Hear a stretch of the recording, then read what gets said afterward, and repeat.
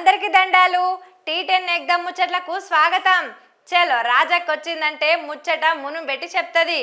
అగ చూసినారుల్లా గా నడుమ ముందు మురిచినమ్మ పండుగగా తిరగదు అన్నట్టు ఆర్టిఫిషియల్ ఇంటెలిజెన్స్ వచ్చింది.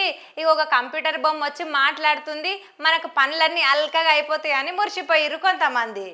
ఇంకా కొంతమంది ఏమో అరే వద్దురా నాయన గిసొంటి ఆడుతోనే మస్తు డేంజర్ అవుతుంది, అసలుకి వీటిని తీసుకురాకపోవడే మంచిదని చెప్పి పెద్ద పెద్ద నిపుణులు చెప్పిర్రు.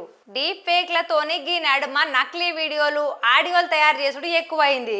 ఇక మెల్లగా చిన్నగా రాజకీయంలో కూడా వాకింది ఇది. మరి ఇప్పుడు 2024 లోక్సభ ఎన్నికలు ఉన్నాయి కదా, మరి ఈ ఎన్నికలకు ఈ టెక్నాలజీ బాగా వాడుకుంటున్నారు. జనాలను అలా దిక్కు గుంజుకుంటేందుకు కొంతమంది డిజిటల్ మానిపులేటర్లతోని సీక్రెట్గా పని చేయించుకుంటున్నారు. మరి గీ ముచ్చట నీకెట్టేరికయింది అక్క అంటారా? ఒక ఆంగ్ల పత్రికోళ్ళు దర్యాప్తు చేసినప్పుడు గీ ముచ్చట బయటపడ్డది. ప్రపంచంలో టెక్నాలజీ కొత్త పుంతలు దొక్కుతున్నది. ఒక దిక్కు పరిశోధకులు, ఇంకొక దిక్కు టెక్ సంస్థలు బొచ్చడంతా కొత్త టెక్నాలజీని తీసుకొస్తున్నారు. కానీ ఈ టెక్నాలజీ అంతా మనిషి బాగుపడుతందుకు వాడుకుంటే బాగుండే, కానీ చెడుదారిన పోయే వరకు మళ్ళా తిరిగి దాని ఎఫెక్ట్ అంతా మనిషి మీదనే పడుతున్నది. అగ చూడుర్రి, వచ్చే లోక్సభ ఎన్నికలకు ముందల డీప్ ఫేక్ తదంగాలు బాగా మోపైనాయి అనుకోరు ఆదురిగిట్లా. అయితే నోయిడాల the digital publicity owner Rohit Pal తో విచారణ షురు చేసిర్రు. 2024 ఎన్నికలకు బరిలో ఎవరెవరు ఉంటున్నారు, వాళ్ళు ఎట్టెట్ట ప్రచారం చేసుకొస్తారు అనేది చెప్పుకొచ్చిండు. అగో ప్రత్యర్థులను కించపరిచేటట్టు డీప్ ఫేక్ వీడియోలను తయారు చేసే పనుల పడ్డరని తెలుస్తున్నది.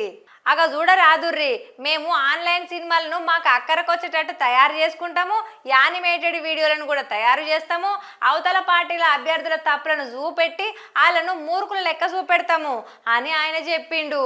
ఓష్ని కథ సల్లగుండా ఇది ఎక్కడ అన్యాయమో, మరి అవి నకిలీవో మంచివో తెలుసుకోవాలంటే ఎట్లా అని అడిగితే ఇంకా అది చాలా కష్టము, మనసొంటి మామూలు అయితే దాన్ని గుర్తే పట్టలేరు, అచ్చం అచ్చుకుద్దినట్టు నిజంగా వీడియో లెక్కనే ఉంటది, ఇది ఫేక్ వీడియో అంటే ఎవ్వరు నమ్మనే నమ్మరు అని చెప్పుకొచ్చిండు.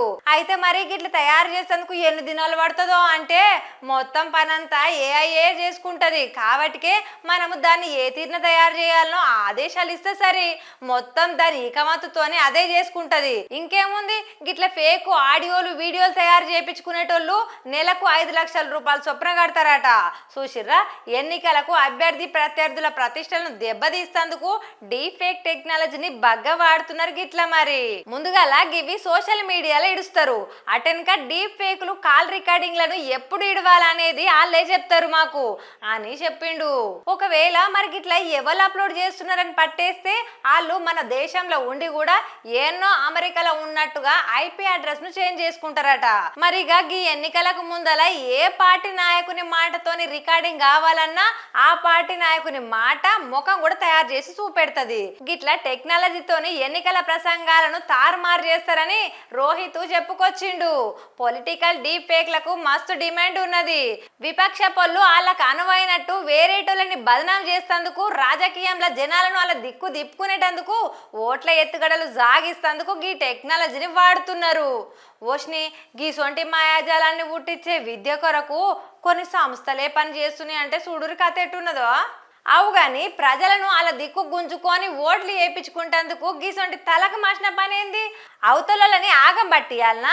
అధికారం చేతిలో ఉన్నప్పుడే జనాలకు మంచి పనులు చేస్తే జనము వద్దన్న ఓటేసి ఎన్నుకుంటారు, అంతేగాని గీ మాయాజాలం ఏంది అని అంటున్నారు గిదిన్న జనమంతా. మరి దీని మీద మీ కామెంట్ రాసుడు మర్చిపోకుర్రి. ఇంకా గిదుల్లా ఎలాంటి ముచ్చట మళ్ళీ రేపటి ఎగ్దమ్ ముచ్చటతోని మళ్ళీ కలుస్తా. అది వరదాకా చూస్తూనే ఉండు టీ10.